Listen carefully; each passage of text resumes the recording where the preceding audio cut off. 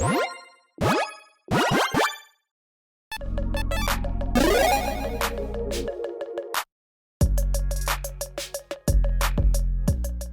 everyone, Mitch coming in from the Commander Scores studio. Welcome to the show. So on today's episode, well, it's going to be coming to you courtesy of my amazing patrons. Once a month, my patrons vote on what commander they'd like to see in an upcoming episode, and the commander that gets most votes wins. And the commander they chose for this month is an Omega level commander, one that is a massive threat and incredibly powerful, and that is Brenard Ginger Sculptor.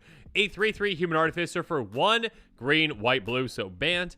Each creature you control, it's a food or golem, gets +2/+2 and has trample. And whenever another non-token creature you control dies, you may exile it. If you do, create a token that's a copy of that creature, except it's a 1/1 food golem artifact creature. It is for other types, and it has pay 2, tap, sacrifice artifact. You gain 3 life. So, Bant aristocrat value? I mean, this is pretty unheard of before this commander, and with this commander, it's like, yeah, no, that makes sense. You know, you got this gingerbread maker, and all of a sudden you're like, okay, yeah, get some creatures, apparently sacrifice them, and magically they turn into little gingerbread men, and they're just running around, and they would just be little 1/1s, but if this commander's in play, they're 3/3s with trample. And also, of course, we can take advantage of all the juicy ETBs and maybe some death triggers as well that we're going to be really taking advantage of with this commander. But yeah, being able to say, hey, I get a creature out all of a sudden. Oh, you know what? I'll sacrifice that with some other thing. And then I get another version of that creature out. Potentially a smaller version, but that's okay, right? It doesn't really matter. We care about this at juicy ETB. And we can do some incredible high value plays with this one. Yeah, it's a really exciting commander. One that can be incredibly powerful. And it is a massive threat.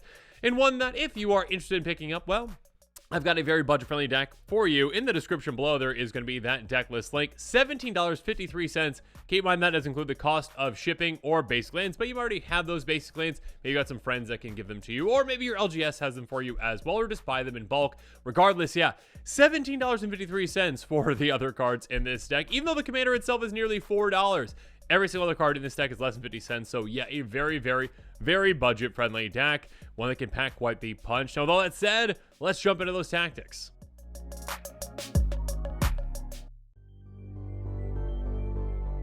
So let's start things off with tag number 1. It just landed because, of course, we've got some creatures that can help us out with some great ETBs to get us some lands. First up, Coiling Oracle, a simple 1/1 ETBs, reveal the top card of life. It's a land, goes right onto the battlefield, otherwise in your hand. So either way, either ramp or card advantage with this one. And again, when you can sacrifice it, when you can get that extra token copy of it, that's a food, well, it's going to be even bigger. And then also, yeah, get that ETB again. Moving on, Night of the White Orchid, a 2/2 with first strike, enters the battlefield, opponent controls more lands than us. We go get a plains right onto the battlefield as well. Elvish Rejuvenator, this one's a bit different. 1/1 ETB, look at top 5 cards of your library, get any land from among them on the battlefield, tapped, and the rest go bottom of your library in any order. Again, we get a second chance at this by sacrificing it and getting another copy of it. Moving on, Farhaven Elf, no chances here. Just go get a basic land into play tapped as soon as this comes into play. Then there's Fertilid. This way can help us out with multiple lands, actually. It's going to enter the battlefield 2 counters on it. By paying 1 and a green, you can remove those counters, essentially, 1 at a time. Go get a basic land into play tap. Basically, rampant growth on this body. Do this twice, it goes away. Oh darn, all of a sudden we get a token copy of it, right? That's going to be even bigger, essentially, right? 5/5, basically, right? And we can just remove those counters as well to get even more lands out of it. Speaking of which, Root Weaver Druid, a very interesting one. 2/1 Elf Druid enters the battlefield. Each opponent may search the library for the 3 basic land cards. They put one of those cards on the battlefield tapped under your control, and the rest of the battlefield tapped under their control. Each player search survivor, this way shovels it. So essentially, one opponent does it, the others are going to do it too, and you're going to end up with a lot of lands. Next up, Springwheel Druid. Sacrifice 1 land, go get 2 into play tap. Basically, Roiling Regrowth type card, essentially, but on a creature. Then there's Wood Elves. Go get a forest into play untapped so you can use that land right away. You have Migraine Ranger. Enters the battlefield, go get a base land to play tap, but also has an echo cost, which actually we don't want to pay probably, so we can get another copy of it just for free, essentially. Just we are not going to be paying that echo cost. We're going to be sacrificing in that ETB again. Then there's Druid of the Emerald Grove. This one's a bit risky, but can really pay off. 2/2 Dwarf Druid for 4 mana. ETB, search life for up to 2 basic lands, then roll a d20. If we get a 1 through 9, those go into our hand, so no ramping there. That being said, we can actually set ourselves up for some land drops, though. But 10 through 19, hey, 1 goes into play, other goes into our hand. Great. But if we get a 20, hey, we get both of them into play tapped. Lovely. Use that mana and just, yeah, really ramp quickly. Next up, Ondu Giant. No risk here. ETB, go get that basic land into play tapped. Quandux Cultivator, exact same thing, essentially. Go get a basic forest or island into play tapped on that ETB as well. Then finally, Stoic Farmer, we can foretell it for 1 and a white. Enters the battlefield, go get a basic lands into your hand essentially, or if an opponent has more lands than us, comes into play tap. So yeah, another great way to ramp. We've got so many great creatures that can help us ramp very quickly.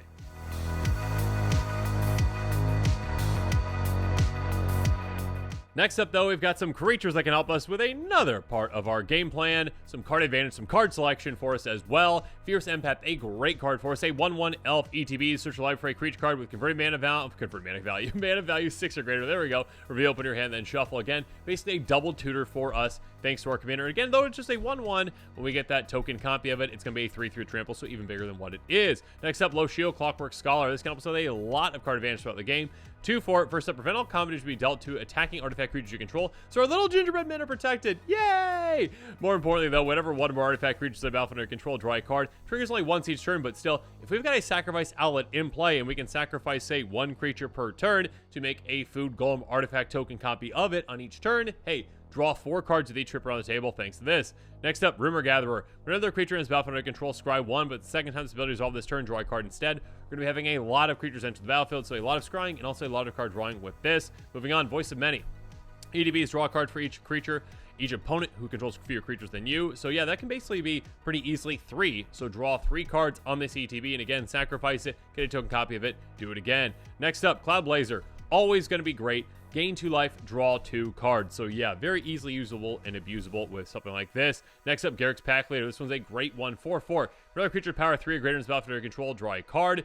Again, a good amount of our creatures might already meet that requirement, but also when we get that food golem artifact token copy of it, essentially, right, that's always going to meet it. As long as our commander's in play, again, it's going to be a 1/1, gets +2/2 and trample, so there you go. Going to meet that requirement, drawing a lot of cards thanks to this. Muldrifter, again, very specific, very easy. Hey, draw 2 cards when it enters the battlefield. Also, it's got Evoke, so we can actually just kind of divination it out into play. It's going to be sacrificed, and then we can make another token copy of it. So basically, 3 mana, draw 4 cards. What's not to love about that? Tatio, Benthic Druid. Yeah, a really good card. A 3/3 with landfall. Whenever land is battlefield under your control, you gain 1 life and draw a card. We're going to be having a lot of lands come into play. Again, we talked about all those creatures that go get lands and bring them right into play. We can sacrifice them to get those again. So yeah, just drawing a lot of extra cards, a lot of extra value thanks to something like this. Then there's Dawnglade Regent. Well, they can help us out in a different way. An 8/8 enters the battlefield to become the Monarch as long as you're the Monarch, permits you control of Hexproof. So again, we can steal the Monarch essentially to start things off. Yeah, get some extra card advantage out of that. And then also, hey, if your opponent's having to take it from you, you could just sacrifice this actually and steal that Monarch back in a key and crucial situation. So there you go. Then there's Lord of Change, a big ETB on this one. 6/6 Flying Ward 3. Enters battlefield, draw 3 cards. So yeah, a lot of card advantage to be had here. Finally, Sandstone Oracle, 4/4 flyer, enters battlefield, choose an opponent. If they control more cards than you, if they have more cards in hand than you draw cards equal to the difference. So yeah, if you've got, say, 0 cards in your hand, your opponent has 7, you draw 7. Amazing ETB that you can use and abuse very easily with this kind of a deck.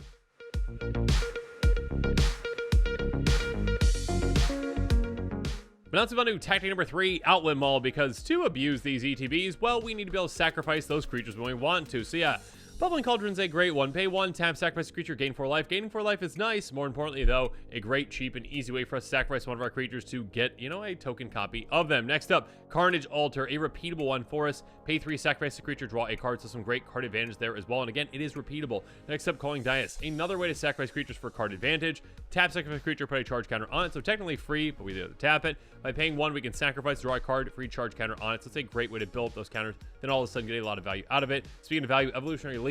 Pay single green mana, sacrifice a creature, reveal cards on top of your library to reveal a creature, it goes into your hand essentially. So a great way to generate card advantage on top of the advantage that we're going to be getting from sacrificing our creature and getting a token copy of them.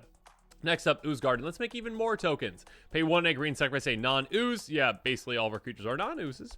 You get an XX ooze token where X sacrifice creature's power. Played only as a sorcery, so yeah, make sure you're sacrificing creatures when you need to with this. Evolving Door, another great way to do this. Pay 1, tap, sacrifice creature. Count the number of colors of the sacrifice creature. Then search life for a creature card that's exactly that many colors plus 1. Exile card, then shuffle and make cast exile card actionable in sorcery. So yeah, it could definitely help us go get some really good cards out of our deck. Next up, draw Visionary Stitcher. Yet another way to utilize our creatures. Zombies you control flying, that's nice. Pay a blue, tap, sacrifice another non-token creature. You get an XX blue zombie creature token where X sacrifice creature's toughness. So yet another way to really take advantage of those creatures that we have in play. Then there's Phyrexian Vault. Pay 2, tap, sacrifice creature, draw a card. So again, card advantage plus creature sacrifice. What's not to love about that?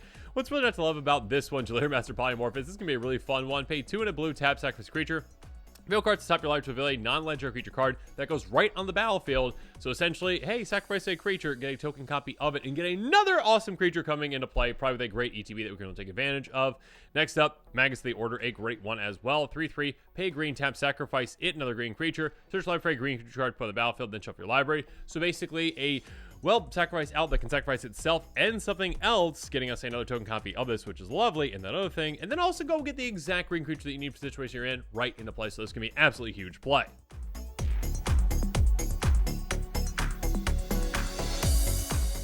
But now it's time for us to move on to tactic number 4, make some copies. Because, yeah, once we have a copy of a creature, it's very easy with this little thing called Populate to make extra copies. So, Wake the Reflections, a great card for this deck. A simple sorcery for a single white mana, Populate. So again, basically, hey, get a really good creature into play. Sacrifice it, get a, food golem token copy of it. Awesome, get that ETB again. All of a sudden, for a single mana, we can just make another copy of it and get whatever ETB that is again. An amazing play. Next up, Druid's Deliverance. This can be a very spicy play. For all combat damage to be dealt to you this turn, Populate. So again, someone swings out at us and we're like, Fog, and also extra token copy of one of my best creatures in play. Moving on, Sundering Growth. Also with Insult to Injury, destroy target artifact or enchantment, then Populate. So again, get rid of that. Also, I get a really good thing. Thank you. Moving on, Vitu-Ghazi Guildmage, a repeatable one for us. Pay 2, a white, and a green, Populate. And all of a sudden, we can just keep repeating this again and again and again. And also, if we want to make a Centaur token, we can too. But more importantly, again, repeatable Populate is fantastic. Rootborn Defense, another great card.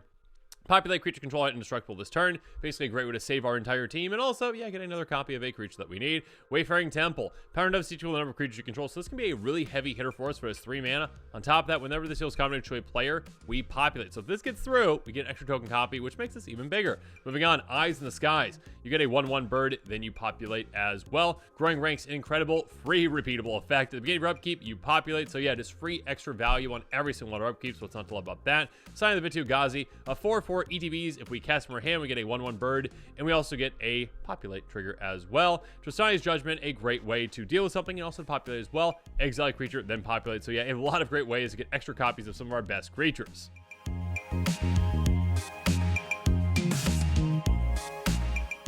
But now to move on to tag number 5, we're going to talk about the Golden Pig of this deck, which of course the number 1 card out of our 99, and that card is Selesnya Uologist, an incredible card in this kind of a deck. A 3/3 Centaur Druid for 2 and a green, pay 2 and a green, exile target creature card from a graveyard, then populate. So essentially, this can be a great graveyard hate card. First of all, just saying like, oh yeah, you've got your Reanimator deck over there, or you've got your Self-Mill deck. Let's get rid of some of those creatures in your graveyard so you can't get them back. And all of a sudden, yeah, I'm also going to be populating while I'm doing this. So I'm going to get more and more token copies of my best creatures in play. Whatever ETBs I want to use and abuse, I can get extra copies of those. So yeah, this can really add up and be absolutely huge. So yeah, a great card for this deck. Again, graveyard hate plus value for us. What's not to love? Definitely, in my opinion, a card deserving of the title of Golden Pig.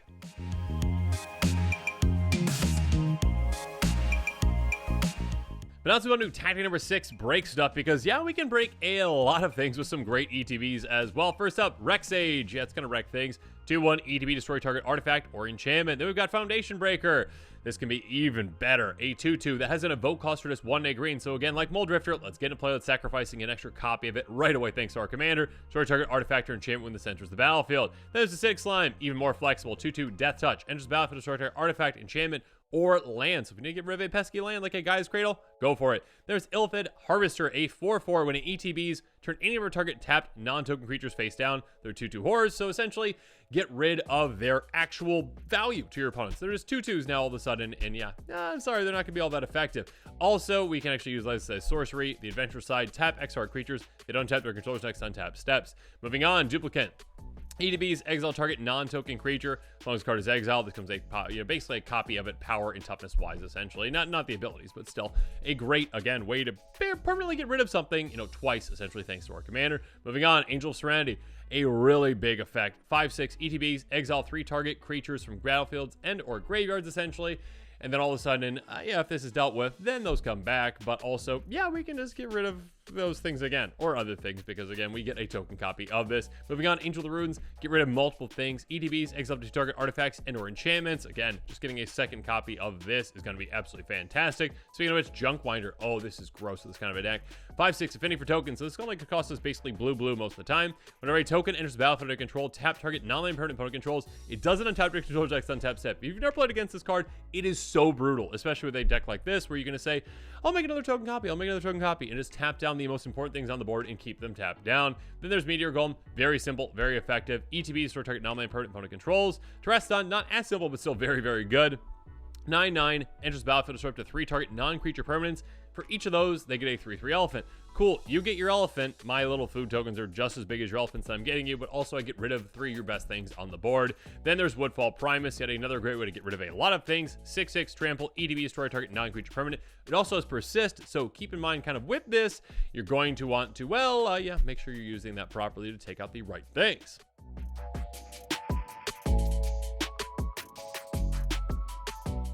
But now it's time for us to move on to tactic number 6, heavy hitters. And yeah, Sun Titan is definitely a heavy hitter. 6/6 vigilance, EDBs, or attacks your turn target permanent cards made of value 3 less from your grave to the battlefield. Keep in mind that does include lands. So yeah, if you're drawing and discarding some lands, or you sacrifice maybe some fetch lands, you get those back and you can have a lot of value to something like this. Next up, Tolar's Hunt Master, a 6/6 EDBs. You make 2/2/2 wolves, which is fantastic. When this does flip though, hey, you get a 7/7. And when it ETBs or attacks, you get 2/2 wolves. And you can also have your wolves fight things. What's not to love about that? Next up, Doom Primordial. 5/5 flyer, ETBs for each opponent. Basically cast an instant sorcery from their graveyard for free. So much value, and again, that value is double thanks to our commander, making a token copy of that if you populate.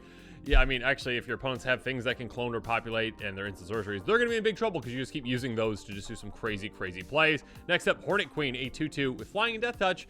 Enters the battlefield, you get 4/1/1 Flying and Death Touchers. Amazing blockers, also amazing attackers as well. There's Mirror Battlesphere, also get a lot of tokens as well. 4/7 ETBs make 4/1/1 tokens. And when it attacks, you can also pump that, mirror essentially to hit for more and deal damage. What's nice is just filling the board with a lot of tokens when this does come to play or die. Also, hey, when it comes into play, you can take your opponents out with something like Enray's Forerunners, 7/7 Vigilance, Trample, Haste, and ETBs. Other creature control at +2/+2 and gain Vigilance, Trample on turn. A really good way to use this is to actually stack it with itself, essentially, get it into play, and then sacrifice it with one of your outlets, essentially get another token copy out in play, and now all of a sudden, all our creatures get +4/+4 in Vigilance and Trample, and yeah, your little 1/1 golems are going to be absolutely massive once this happens.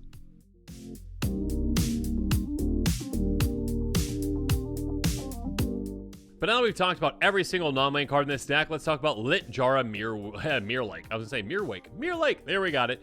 Enters the battlefield, taps for a blue, pay 2 green, a blue tap, sacrifice, create tokens copy of target creature control, except the enters battlefield, then it show counter on it. Cool. Activate the sorcery. The most important thing is, again, we've got so many great creatures with so many great ETBs, and making a copy of them, that's just great. That's just gravy. That's just value. So do that, make a token copy of it. Now, although it's not gonna be a food golem, that's okay, that's fine. Get that ETB, use it for population effects, and yeah, just have fun with that. But as this episode is coming to a close, it's time for me to hear from you and me. Comments below. Yeah, what are your thoughts on this commander? What are your thoughts on this build? Again, a very budget-friendly build, only $17.53, not including shipping or basic lands, but still incredibly budget-friendly, even though the commander itself is only $4. If you are interested in this commander, make sure you check out that deck list link in the description below. Comment below your thoughts on it. And of course, as always, thanks again, and have a good one. This show and episodes like this one are possible thanks to viewers like you. If you're looking for an easy way to help support this show, make sure that you like, share, and subscribe. Also, hit that bell notification icon so you don't miss any new episodes. You can also go check out our playmats and other merchandise at thecommandersquarters.com. We also have a ton of brand new t-shirt designs in stock, so make sure you check out those as well. Another easy way to support this show is with our TCG Player affiliate links. So whether you're buying a deck or individual cards, you can use this general link right here or one in the description. And the final way that you can support this show is by supporting us directly by becoming a patron. There are many benefits to being a patron, and I truly couldn't do this without all of their support.